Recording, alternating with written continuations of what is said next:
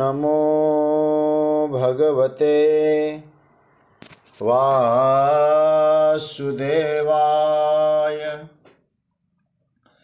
कृष्णाय वासुदेवाय हरये परमात्मने प्रणतः क्लेशनाशाय गोविन्दाय नमो नमः। नमः परमहंसास्वादितचरणकमलचिन्मकरन्दाय भक्तजनमानसनिवासाय श्रीरामचन्द्राय। वागीशायस्य वदने लक्ष्मीर्यस्य च वक्षसि यस्यास्ते हृदये संवित्तं नृसिंहमहं भजे। गुरुर्ब्रह्मा गुरुर्विष्णुर्गुरुर्देवो महेश्वरः गुरुसाक्षात् परब्रह्म तस्मै श्री गुरवे नमः। भगवत चरण कमलानुरागी सभी आत्मीय प्रिय भगवत प्रेमी जन, स्वाध्याय परिवार से जुड़े हुए सभी आदरणीय महानुभाव, स्नेहीजन, गाजियाबाद से पूज्य पितृतुल्य मेरे पांडे जी, आप सभी प्रभु प्रेमीजन विज्ञान के माध्यम से भगवत चर्चा में शामिल हुए आप सभी को मैं प्रणाम करता हूँ, वंदन करता हूँ। सबके लिए जय सिया राम मंगल कामना के साथ आइए, जो प्रकरण हम लोग चिंतन कर रहे हैं, जिस प्रकरण पर भगवान ने अर्जुन को माध्यम बना के जो प्रकृति और पुरुष के श्रेष्ठतम प्रकरण की चर्चा की है, उस पर थोड़ा चिंतन की यात्रा को आगे बढ़ाएं। जैसा कि हम लोग पाठ कर रहे हैं 5 श्लोकों का, 19 से 23 तक एक बार इसका पाठ करके आगे का चिंतन करें। प्रकृतिं पुरुषं चैव विद्यनादि उभावपि विकारांश्च गुणांश्चैव विद्धि प्रकृतिसंभवान्। कार्यकरणकर्तृत्वे हेतु प्रकृतिरुच्यते। पुरुषः सुखदुःखानां भोक्तृत्वे हेतुरुच्यते। पुरुषः प्रकृतिस्थो हि भुङ्क्ते प्रकृतिजान् गुणान्। कारणं गुणसङ्गोऽस्य सदसद्योनिजन्मसु। उपद्रष्टानुमन्ता च भर्ता भोक्ता महेश्वरः। परमात्मेति चाप्युक्तो देहेऽस्मिन् पुरुषः परः। य एवं वेत्ति पुरुषं प्रकृतिं च गुणैः सह सर्वथा वर्तमानोऽपि न स भूयोऽभिजायते। भगवान ने अपने स्वरूप के विषय में अथवा जो पुरुष है उसके विषय में संदर्भ के अनुसार उसके स्वरूप की चर्चा की। उस पुरुष का संदर्भ क्या है, उस विषय में भगवान ने किस रूप में वो संदर्भ बदल बदल के प्रकट होता है, इस पर भगवान ने चर्चा की। भगवान कहते हैं ऐसे तो है तो उपद्रष्टा, साक्षी चेता केवलो निर्गुणश्च। लेकिन साधक जब नैतिक कार्यों के प्रति आगे बढ़ता है, अभिमुख होता है, सत्कर्म की ओर वो आगे चलता है, तो जो उपद्रष्टा था वो अनुमंता हो जाता है, प्रेरक बन जाता है। भगवान उस समय उसको सत्कर्म की प्रेरणा देते हैं। रामचरितमानस में भुसुंडी जी स्वयं कहते हैं, गरुड़ यदि मुनि ने मेरे विषय में कुछ कहा है तो भगवान की प्रेरणा से हुआ है। सुनु खगेश नहीं कछु ऋषि दूषण, उर प्रेरक रघुवंश विभूषण। भगवान उस समय अनुमंता बन के प्रेरित कर रहे हैं। उपद्रष्टा अनुमंता। अब उसके बाद जब संकट का समय आता है साधक में, उसकी भजन की यात्रा बढ़ती जाती है। संकट के समय भगवान संकट मोचक बनते हैं, उसी का नाम है भर्ता। भरण पोषण करते हैं, संकट मोचन बनते हैं। उसके बाद फिर उसकी स्थिति धीरे धीरे भजन की स्थिति श्रेष्ठतम अवस्था में पहुंचती है तो भगवान भोक्ता बन जाते हैं। भोक्ता मतलब सह खादती, सखा बन जाते हैं। एक क्षण भी हमारा साथ वो नहीं छोड़ते। अंत में है तो महेश्वर, वो महान ईश्वर है, हमारे इंद्रियों का स्वामी है, वो परमात्मा है, वो परम पुरुष है। मतलब क्या हुआ इन श्लोकों का, इस भाव का 22वें श्लोक का, कि वही एक परमात्मा अनेक रूपों में प्रकट होता है। कैसे? जैसे एक व्यक्ति है तो एक, लेकिन वो देश काल परिस्थिति स्थिति वृत्ति के अनुसार उसके अनेक नाम प्रकट हो जाते हैं, अनेक संबंध उसके बनते हैं। कोई उसको पिता कहता है तो एक, कोई उसको चाचा कहता है, कोई नाना कहता है, कोई जेठ कहता है, कोई देवर कहता है, कोई भाई कहता है एक, लेकिन अलग अलग संदर्भों से अलग अलग स्वरूप उसके रहते हैं। उसी प्रकार से भिन्न भिन्न नामों से पुकारे जाने पर परमात्मा तत्व एक है, परमात्मा एक है, संदर्भों के अनुसार भिन्न भिन्न स्वरूप प्रकट होते हैं। इसलिए अनेक रूपों में आने पर भी वो है तो एक ही।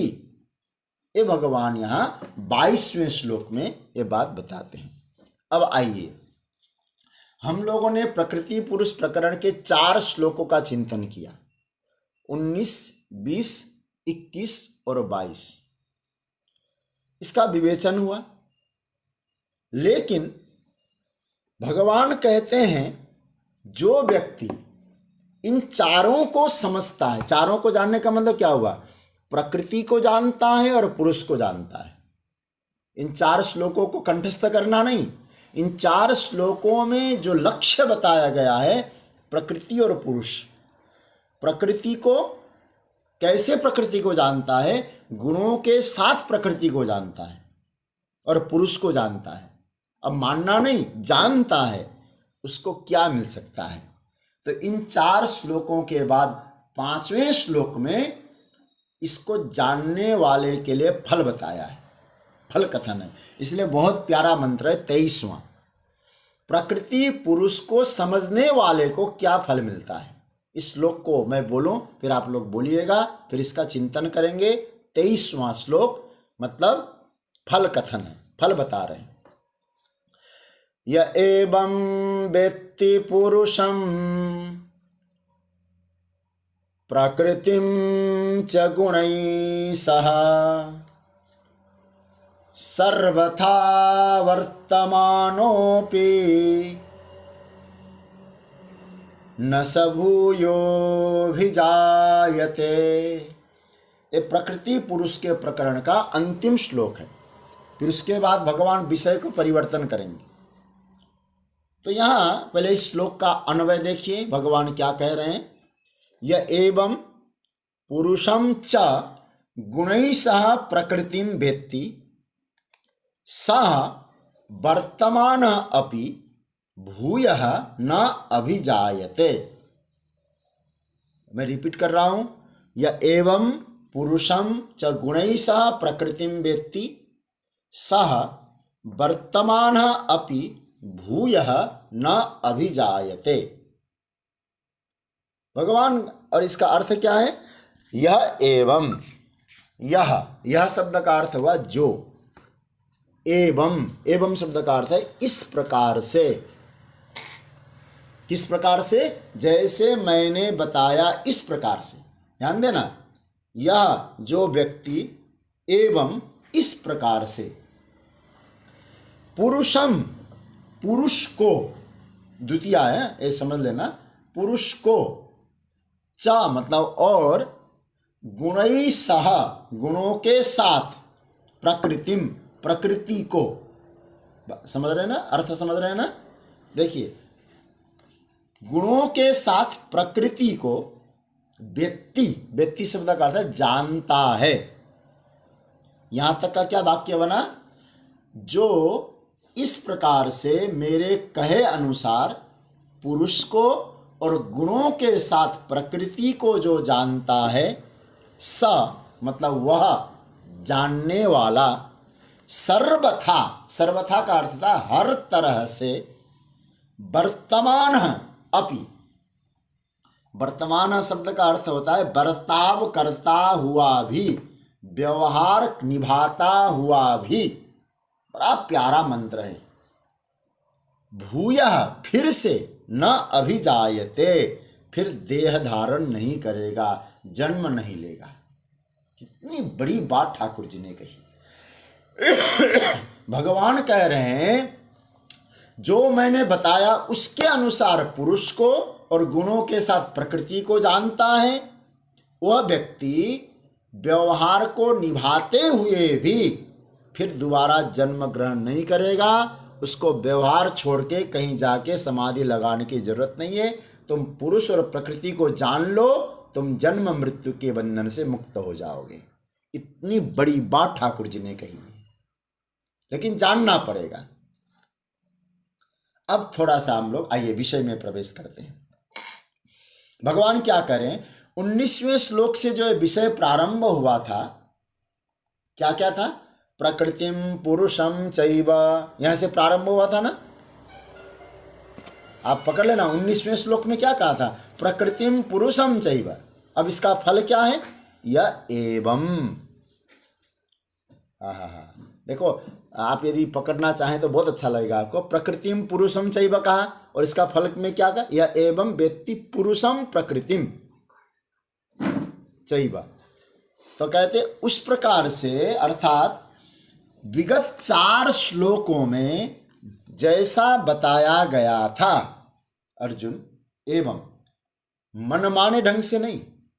एवं शब्द बड़ा महिमान शब्दमय शब्द है। मनमाने ढंग से नहीं, जैसा बताया गया, गंभीर वाक्य है।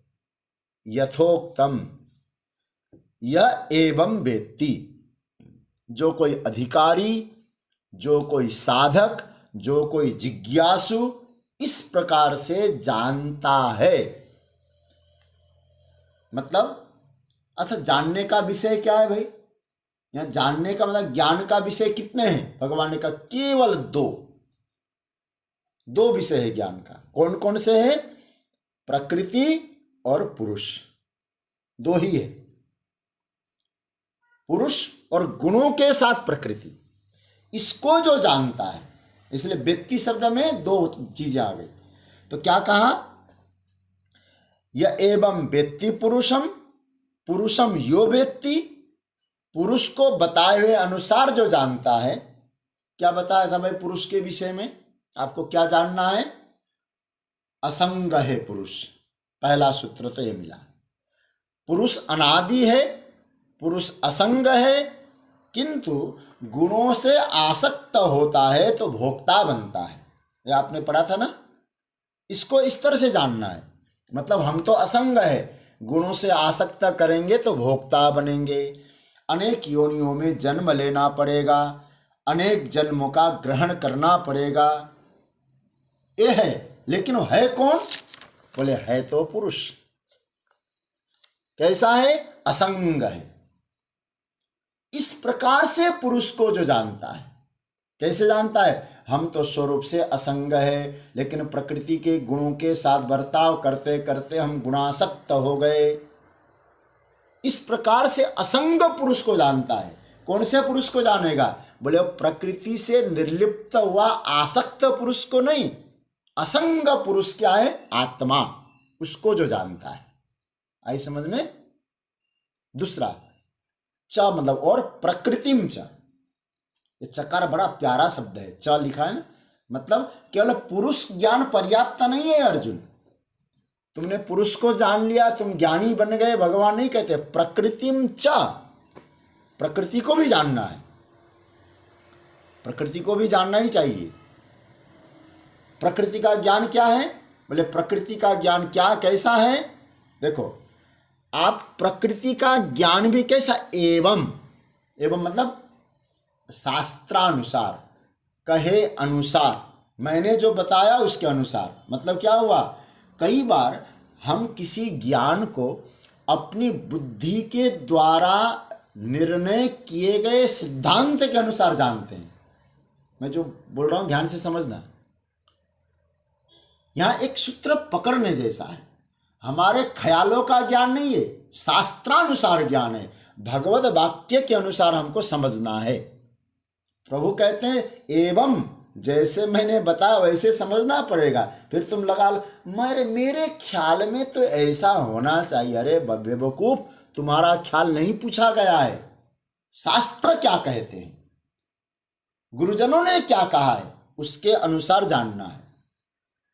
कई बार होता है हमने कोई सिद्धांत बनाया, क्या आपका सिद्धांत शास्त्रानुसार है? याद रखना। भले ही आपको लगता होगा कि मैंने जो बताया सत्कर्म, नहीं, गुरुजनों ने जो कहा वो सत्कर्म होता है। मुझे एक कथा याद आ रही है, इसलिए भगवान ने कि एवं, मैंने जो बताया उसके अनुसार, मनमाने सिद्धांत के अनुसार प्रकृति को मत जानो, पुरुष को मत जानो, फिर तो सांख्यवादी हो जाओगे।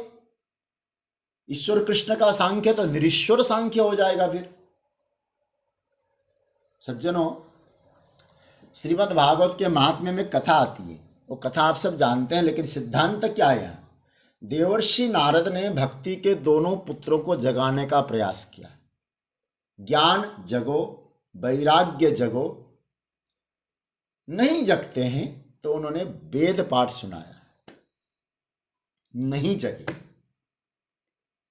तब उस समय आकाशवाणी होती है, नारद जी इनको तुम जगा नहीं पाओगे। बोले क्यों? बोले ये जो सत्कर्म है, आप कहते हो कोई संत सत्कर्म से जगाएगा, तब संतों के माध्यम से जो बताया गया सत्कर्म है उससे जगाइए। तो नारद जी ने कहा महाराज मैं वेद पाठ सुना रहा था, ये भी तो सत्कर्म है। सत्कर्म सूचको नूनम, कौन सा सत्कर्म है? बोले कोई संत बताएगा तब वो सत्कर्म माना जाएगा। कभी कभी वेद के सूत्रों को भी हम मनमाने ढंग से अर्थ करते हैं। एक ग्रंथ, एक संप्रदाय निकला है, मैं नाम नहीं लेना चाहूंगा उनका, वेदों के अर्थ को एक पूर्वाग्रह से उन्होंने अर्थ घटित कर दिया। वेदों के मंत्र को जो उनके मतलब के थे उन सब को निकाला और अपने पूर्वाग्रह के कारण इस प्रकार का अर्थ किया है वेद के।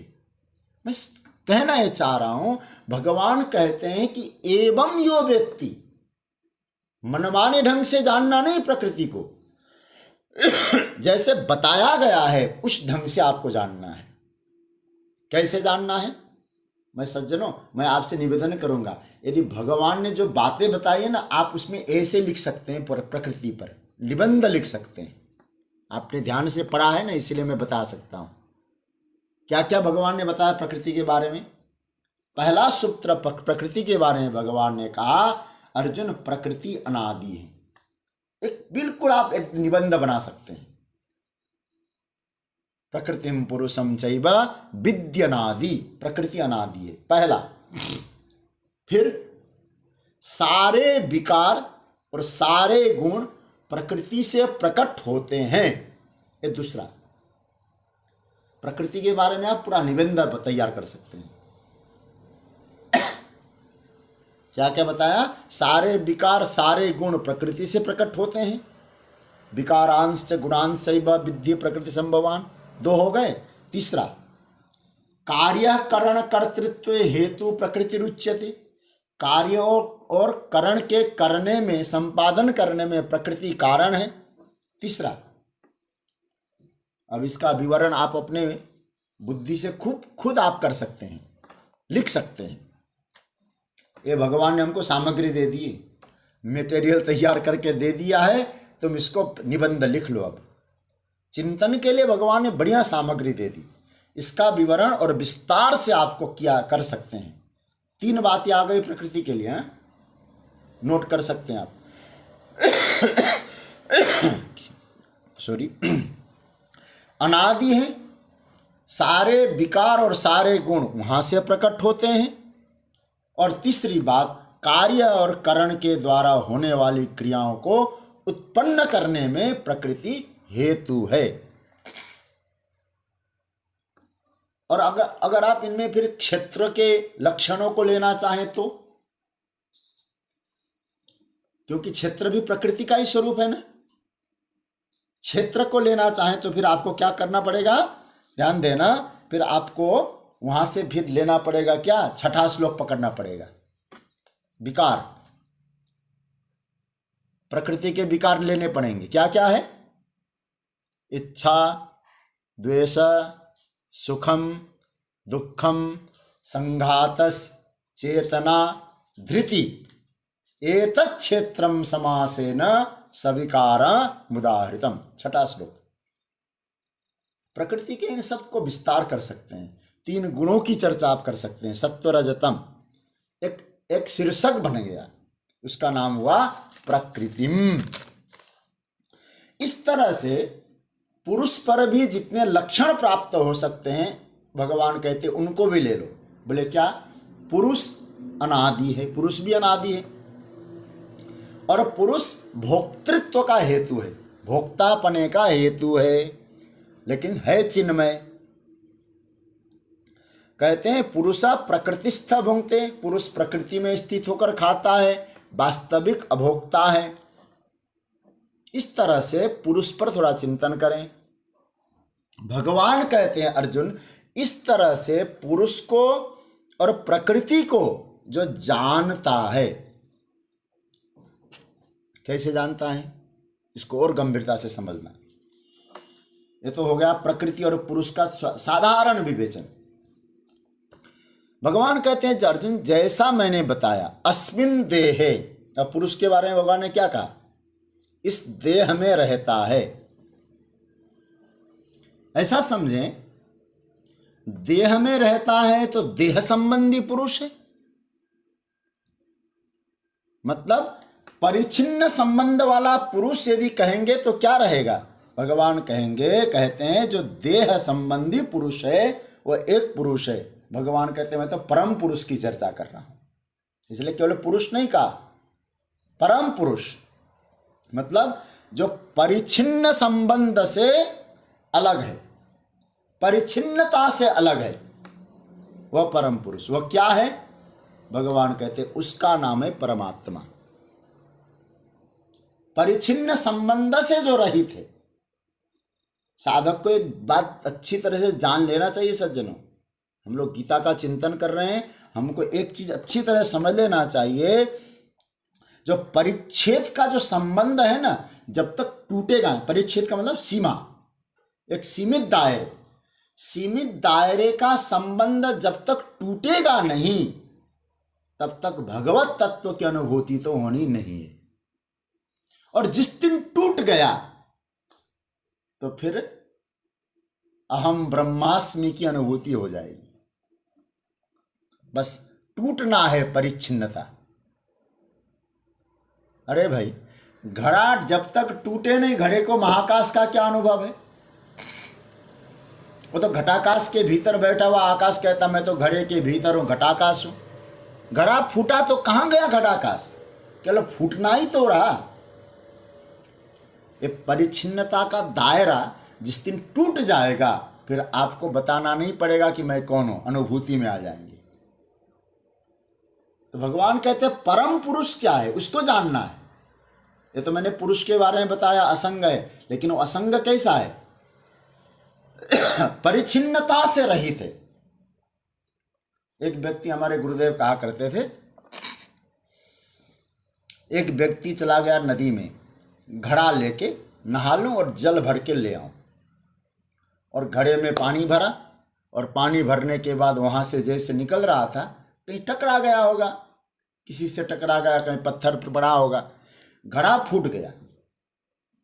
घड़ा फूट गया तो पानी सब निकल गया। तो उसने क्या कहा, घड़े का पानी नदी में गया। अब आप सोचो पानी कहाँ से लिया था? घड़े का था क्या? पानी तो नदी का ही, नदी का पानी नदी में गया था, फिर घड़े का कहाँ रहा? बोले घड़े के भीतर का पानी घड़े का पानी बन के उपाधि में रम गया। अब घड़ा फूटा तो क्या हुआ? बोले उपाधि टूट गई। जिस दिन उपाधि निवृत्त हो जाए,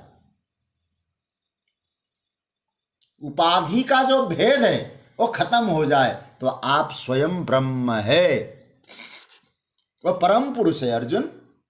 इसलिए जीवात्मा साक्षात पर ब्रह्म परमात्मा का स्वरूप है। भगवान कहते बस इसी तरह से अर्जुन इस बात को समझ लेना चाहिए, जो परिच्छिन्नता से मुक्त पुरुष को जानता है। इसलिए पुरुषम वेत्ति का अर्थ क्या निकला? परिच्छिन्नता से मुक्त हुए पुरुष को जो जानता है, यह एवं वेत्ति पुरुषम, इस प्रकार से जानता है। क्या समझता है? मैं परिच्छिन्न नहीं हूं, क्योंकि आप स्वयं है पुरुष। मैं परिच्छिन्न नहीं हूं, मैं क्या हूं? मैं चेतन स्वरूप अपरिच्छिन्न आत्मा हूं। यह बोध होना ही पुरुष को जानना है। समझ रहे हैं ना? जो भगवान कहता है एवं यो वेत्ति शब्द का अर्थ क्या हुआ? यह बोध होना कि मैं परिच्छिन्न नहीं हूं, तो समझना आपने पुरुष को जान लिया। फिर प्रकृतिम च गुण, इसका और साधारण अर्थ में बता रहा हूं। पहला सूत्र क्या मिला? पुरुष को किस रूप में जानना? परिच्छिन्नता से रहित वो अनंत स्वरूप परमात्मा तत्व, जिसको वेद ने सत्यम ज्ञानम अनंतम ब्रह्म कहा है, उसको समझना।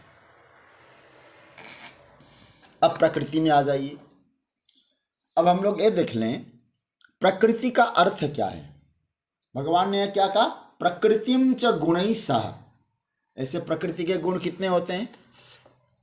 3, सत्वगुण, रजोगुण और तमोगुण। ये सब जानते हैं, लेकिन आपको एक और बात कहूं, प्रकृति को जानना, प्रकृति का एक अर्थ क्या है? एक अर्थ है स्वभाव। प्रकृति का अर्थ हुआ स्वभाव। ध्यान से समझना। देखिए, उन प्राकृतिक गुणों को जानना मतलब प्रकृति के स्वभाव को जानना। जैसे शरीर क्या है? बोले शरीर प्रकृति का है, और प्रकृति का लक्षण क्या है? जहां विकार होंगे चाहे गुण होंगे, दोनों चीजें होंगे। समझ रहे ना? प्रकृति में क्या क्या होंगे? जहां विकार होंगे और जहां गुण होंगे, उसका नाम है प्रकृति। बिना गुण के प्रकृति रह नहीं सकती, और बिना विकार के प्रकृति रह नहीं सकती। तो भगवान कहते हैं गुण और विकारों के सहित प्रकृति को जानना। बड़ा प्यारा मंत्र है जी। आप गुणों के साथ जानो, सत्वगुण, रजोगुण, तमोगुण, ये प्रकृति के गुण है, लेकिन पुरुष बिल्कुल अलग है। तो आप क्या समझना? देखो, अब मैं काम में जा रहा हूं, मेरा शरीर काम में लग रहा है, तो उस समय आपको समझना है कि मैं रजोगुण, मेरा शरीर रजोगुण में चला गया। आप बैठ के थोड़ा भागवत गीता पढ़ रहे हैं, मन में अच्छे विचार आ रहे हैं, आप सत्वगुण में स्थित हो गए। आपने भोजन किया और नींद आ गई, आप तमोगुण में स्थित हो गए। फिर यहां क्या समझना? बोले इन तीनों से मैं अलग हूं। नींद आना, भोजन करना, अच्छे विचार आना, कार्य में संलग्न होना, ये हमारे में प्राकृतिक गुण है। तो कभी ये नहीं कहना चाहिए कि देखो मैं इतना बड़ा ज्ञानी हूं, दिन भर कार्य करता हूं। अरे भैया, ये तुम्हारे गुण है ही नहीं। ये तो प्रकृति के गुण है, और प्रकृति के गुणों को लेकर तुम अभिमानी मत बनो। सात्विक विचार आए, इसलिए भगवान बहुत बढ़िया बात कहते हैं, एचैव सात्विका भावा राजसास तामसाश्च ए मत्त एवेति तान विद्धि नत्वहं ते सुते मयि। क्या गजब का सूत्र है। चाहे सत्वगुण हो, रजोगुण हो, तमोगुण हो, अर्जुन तुम अधिष्ठान सत्ता के द्वारा एक गुण प्रकट होते हुए से दिखाई देते हैं, लेकिन तुम उन गुणों में अपने आप को मत जोड़ो। तो क्या कहना, ये स्वभाव है, ये तो रहेंगे, आएंगे जाएंगे, ये प्रकृति है। तो इसका मतलब क्या हुआ, प्रकृति को जानना, शरीर को जानना। ठीक है, अब आप कहेंगे इतना ही जानना, बोले नहीं, शरीर में जो प्रकृतियां हैं, और शरीर की प्रकृति क्या है,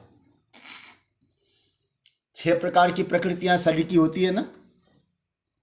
शरीर ने जन्म लिया, शरीर दिखाई दे रहा है, शरीर बड़ा हुआ, शरीर घटने लगा, शरीर में रोग आने लगे, अंत में शरीर का नाश हुआ। इस शरीर की प्रकृति है। अब हम क्या सोचें कि शरीर की प्रकृति को अपने पुरुष ने अपना मान लिया, बस बंधन इसी का नाम है। तो शरीर की प्रकृति को जानना मतलब जैसे शरीर बदलता है, हम लोग उसको सहज रूप से स्वीकार करें।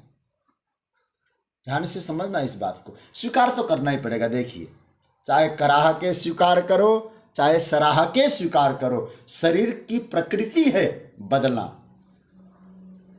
जैसे हम लोग सहज स्वीकार करते हैं, फिर और जो विकार आते हैं उनको भी स्वीकार करना पड़ता है। सब प्रकृति में हो रहा है। और कई लोग क्या कहते हैं, महाराज आजकल याद नहीं रहता है। बहुत लोग शिकायत करते हैं, एक बार पढ़ लेते हैं ना, उस समय तो अच्छा लगता है, बाद में याद नहीं रहता है, क्या करें। फिर पहले तो खूब याद रहता था महाराज।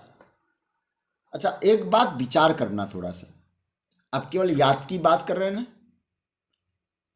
अच्छा, पहले हम लोग कितने रोटी खाते थे? 2-4 तो खाई थे, 5-6 तो खाते थे होंगे, जब शरीर स्वस्थ था। धीरे धीरे धीरे आयु बढ़ने लगी, रोटी घटने लगा कि नहीं, रोटी घटने लगी, 1-2 फुल्का रूखा फुल्का। अब विचार करना, पहले ज्यादा काम करते थे, अब काम कर रहे हैं। और पहले ज्यादा चलते थे, अब ज्यादा चला नहीं जाता है। पहले वजन, मतलब एक क्या कहना, पहले ज्यादा वजन उठाते थे, आज कम वजन उठाते हैं। ऐसे ही मेमोरी भी एक अंतःकरण है। जैसे अन्य शरीर की जो क्रियाएं बदलती है, हमारे मस्तिष्क की क्रियाएं भी प्रकृति की क्रियाएं हैं, बुद्धि भी प्रकृति है, इसलिए ये भी परिवर्तन है। क्या परिवर्तन के साक्षी आप नहीं हो? क्या परिवर्तन के साथ हम भी बह जाएं? कई बार कहते हैं महाराज पहले, वो तो ऐसी बात है, रहा प्रथम बल सो अब नाही। भगवान कहते ऐसा नहीं होना चाहिए। जो बदलता है यह प्रकृति का रूप है। क्या आपने कभी शिकायत की, पहले मुझे बहुत ज्यादा दिखता था, आजकल कम क्यों दिखता है? नहीं, शरीर के साथ बदल रहा है, प्रकृति है। याद रखना सज्जनों एक बात, जहां प्रकृति है वहां विकृति होगी, ये गारंटी।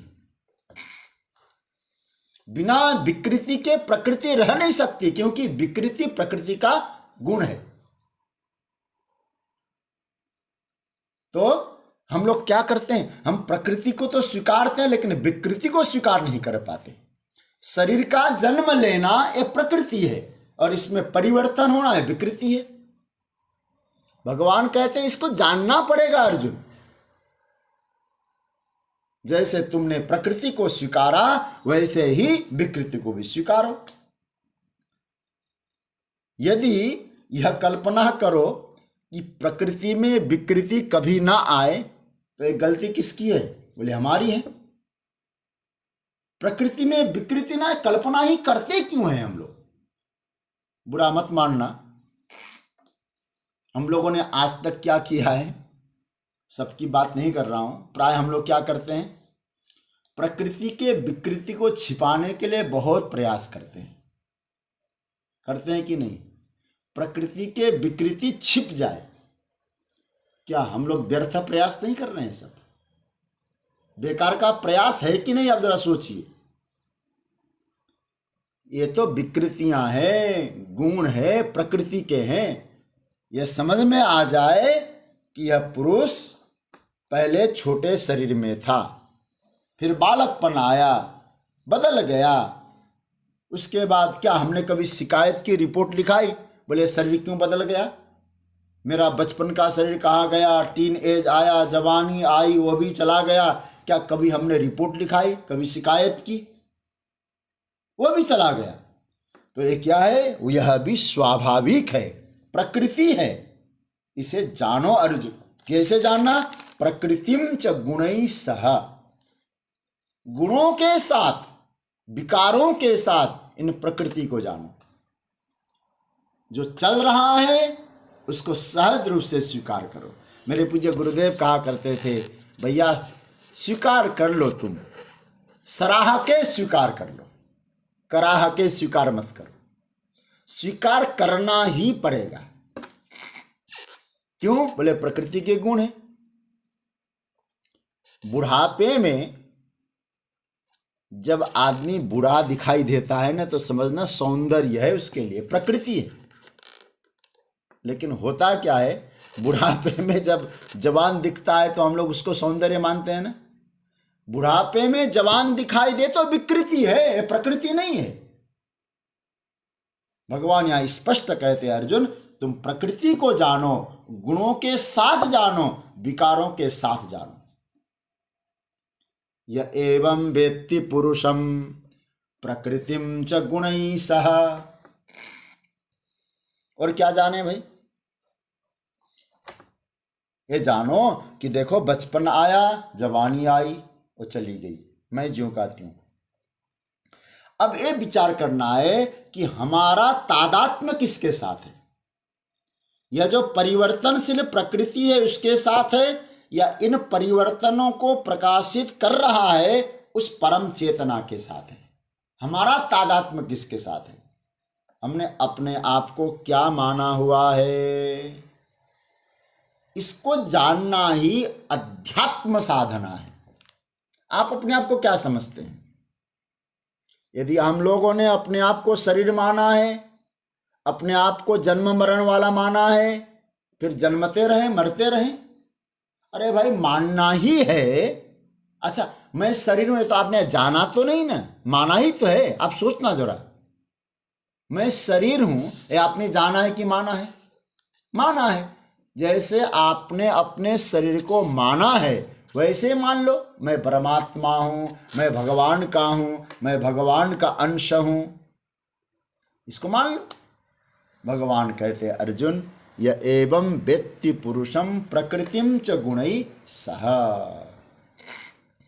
अच्छा तो जानता है प्रकृति के गुणों के साथ, और पुरुष को जो जानता है वो क्या होता है? ये बहुत प्यारा मंत्र है। नीचे वाली पंक्ति पकड़ना, सर्वथा वर्तमानोपि न स भूयोऽभिजायते। गीता का ये जो मंत्र है ना सज्जनों, बहुत ही प्यारा मंत्र है। सर्वथा वर्तमानोपि, भगवान को जो चीज बहुत प्यारी लगती है ना, कई बार कहते हैं। ये सर्वथा वर्तमान शब्द गीता में 2 बार आया है। इसकी एक की चर्चा हम कर चुके हैं। आपके पास गीता का पुस्तक है, 6ठे अध्याय का 31वां श्लोक जरा खोल लें। कोई जल्दी नहीं, आराम से खोल लीजिएगा, फिर आप देख लीजिएगा वहाँ 31वां श्लोक। जैसे कंप्यूटर की भाषा में मैं कभी कभी प्रयोग करता हूँ, कॉपी और पेस्ट। वहाँ से कॉपी की और यहाँ पेस्ट कर दिया, एकदम ऐसा ही लगेगा आपको। यहाँ क्या लिखा है, प्रभु ने क्या कहा है 31वें श्लोक में, सर्वभूत स्थितम यो माम भजत्ये कत्वमास्थितः। आया नीचे, सर्वथा वर्तमानोपि। न सब सयोगी मई वर्तते। और इसको यहाँ आगे देखिए 13वें का 23वें क्या कहते भगवान, य एवं वेत्ति पुरुषम प्रकृतिम च गुणैः सह सर्वथा वर्तमानोपि न स भूयो विजायते। वहाँ क्या कहा भगवान ने, छठे अध्याय में ध्यान के प्रकरण में क्या कहा, ओ योगी हर समय संसार के कार्यों में व्यवहार करता हुआ मुझ में निवास करता है। और यहाँ क्या कहते हैं भगवान, कहते हैं संसार के कार्यों को व्यवहार को निभाता हुआ जन्म मरण के चक्र से मुक्त हो जाता है।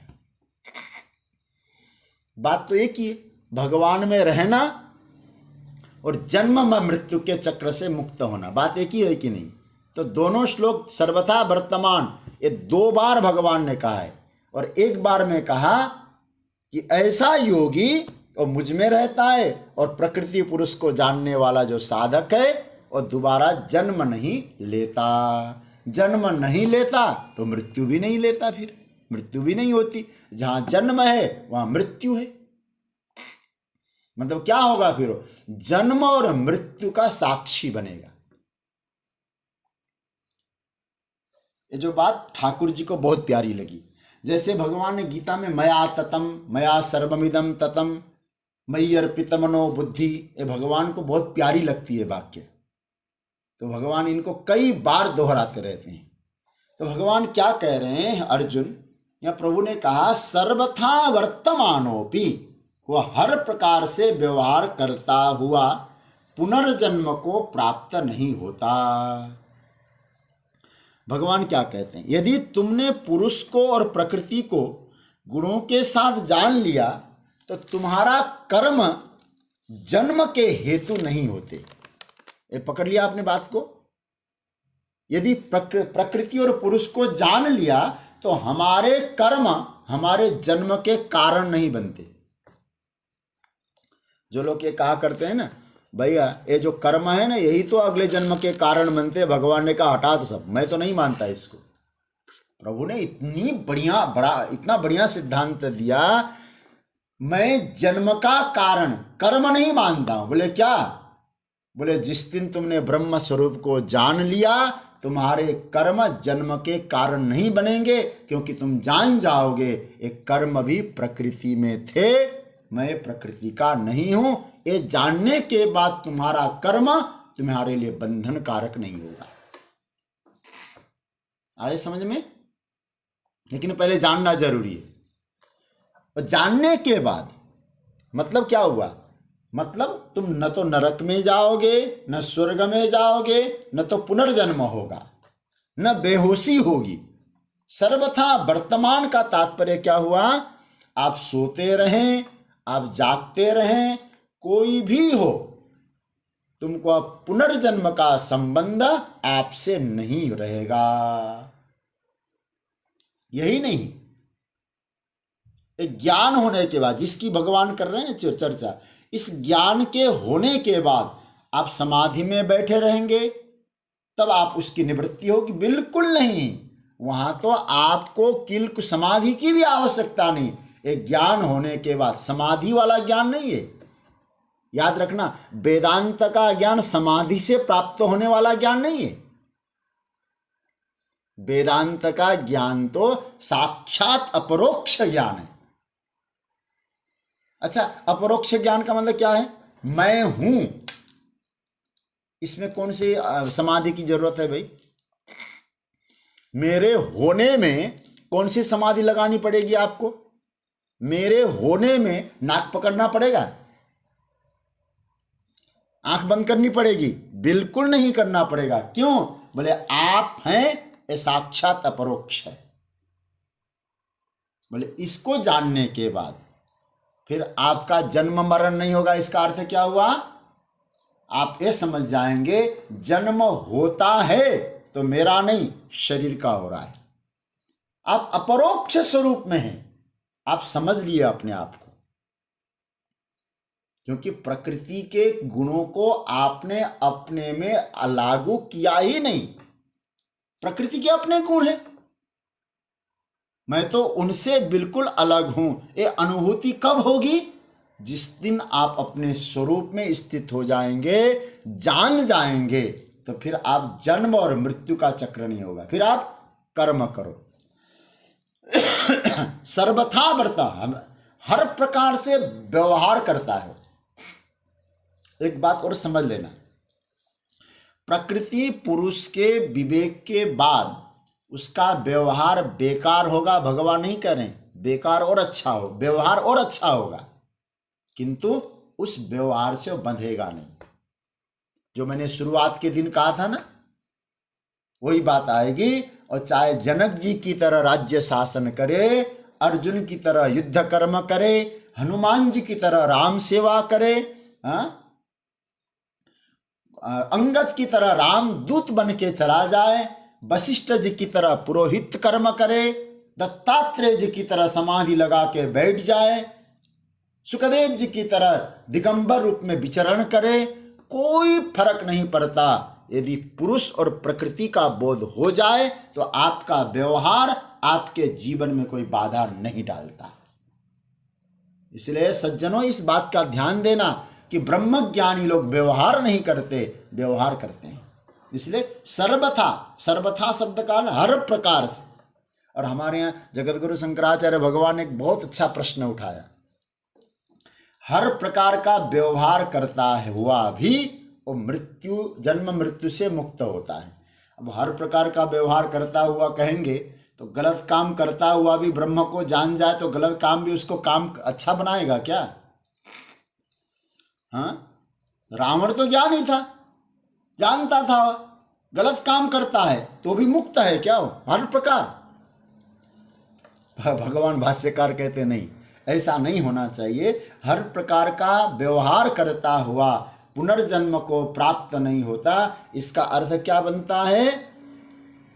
जो व्यक्ति तत्वनिष्ठ होता है, प्रकृति पुरुष को जानता है, आत्मनिष्ठ होता है, उसके द्वारा गलत व्यवहार नहीं होता है। ये शंकराचार्य भगवान कहते हैं, नहीं होता है। बोले कैसे? बोले उसके द्वारा, क्योंकि अविवेकी व्यक्ति आत्मबोध नहीं प्राप्त कर सकता। यदि किसी ने आत्मबोध को पाया है तो विवेकी ही होगा।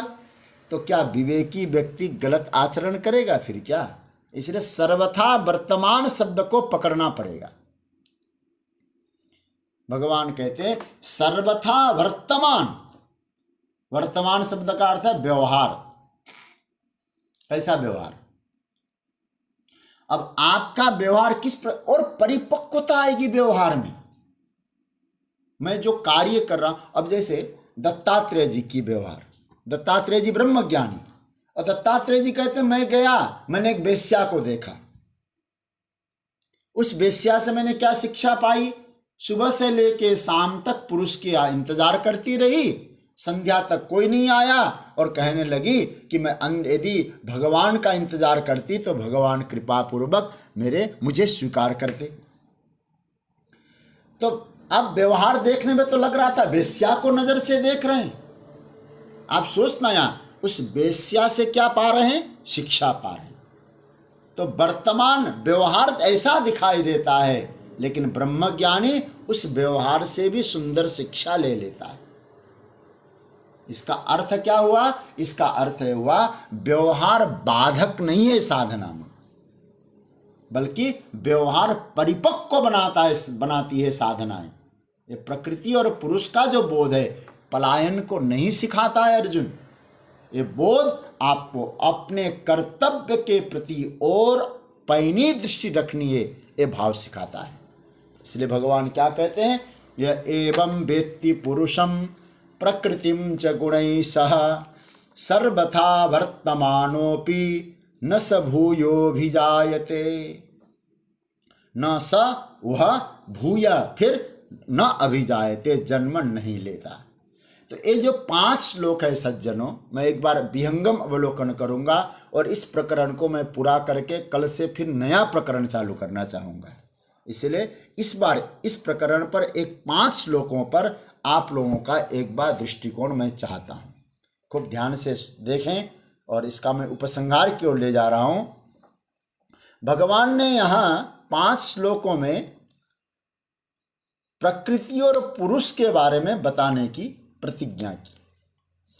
और भगवान ने पहले तो क्या कहा, ये 19वें श्लोक में प्रकृति और पुरुष दोनों ही अनादि हैं, सारे विकार और सारे गुण प्रकृति से ही उत्पन्न है, ऐसा तुम विद्धि जानो। ये 19वें श्लोक में प्रभु ने कहा।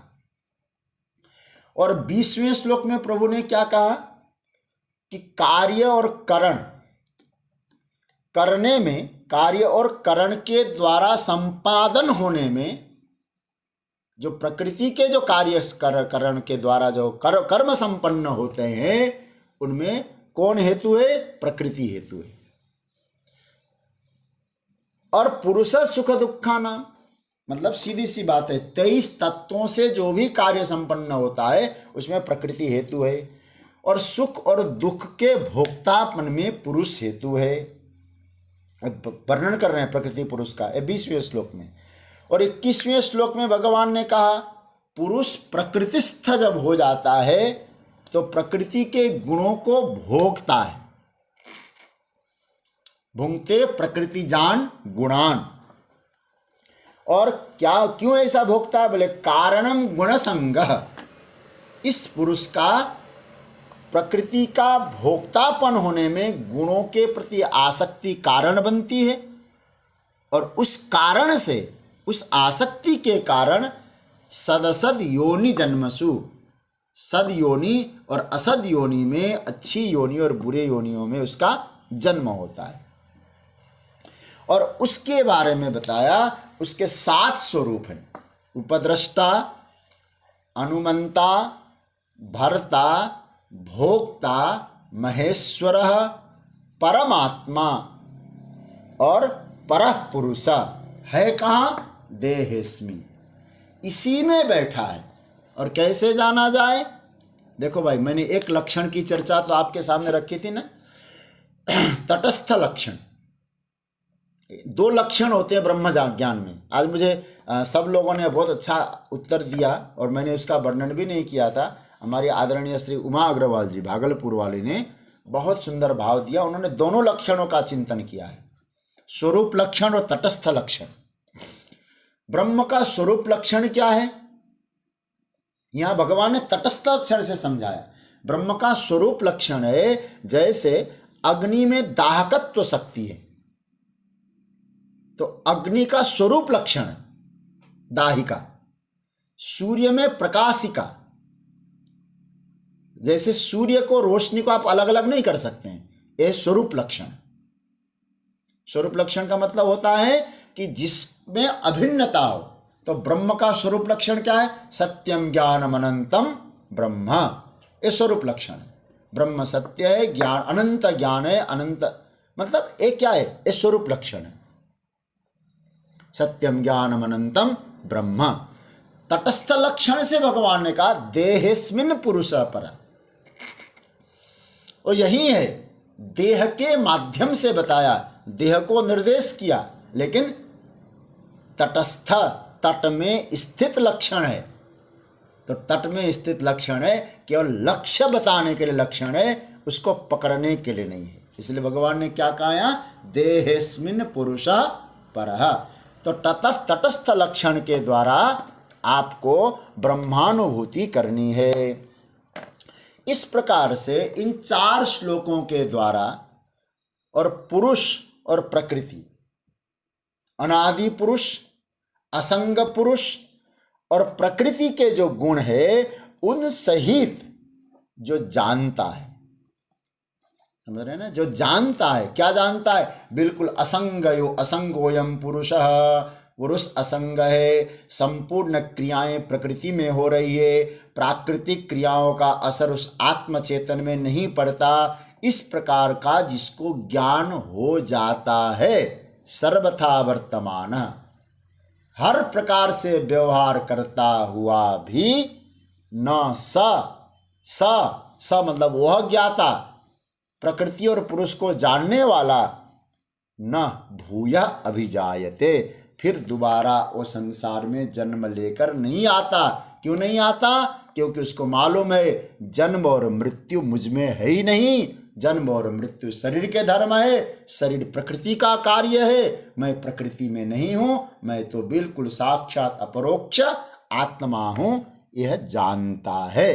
तो जानना ही मुक्त होना है।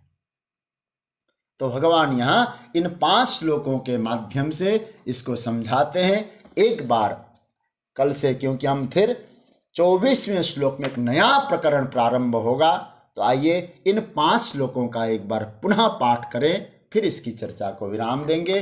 कल से एक नया विषय फिर 13वें अध्याय में प्रारंभ। कई विषय ठाकुर जी ने उठाए हैं, पाठ करते हैं। प्रकृतिम पुरुषम चैव विद्यनादि उभावपि विकारांश्च गुणांश्चैव विद्धि प्रकृति संभवान् कार्यकरणकर्तृत्वे हेतु प्रकृतिरुच्यते। पुरुषः सुखदुःखानां भोक्तृत्वे हेतुरुच्यते।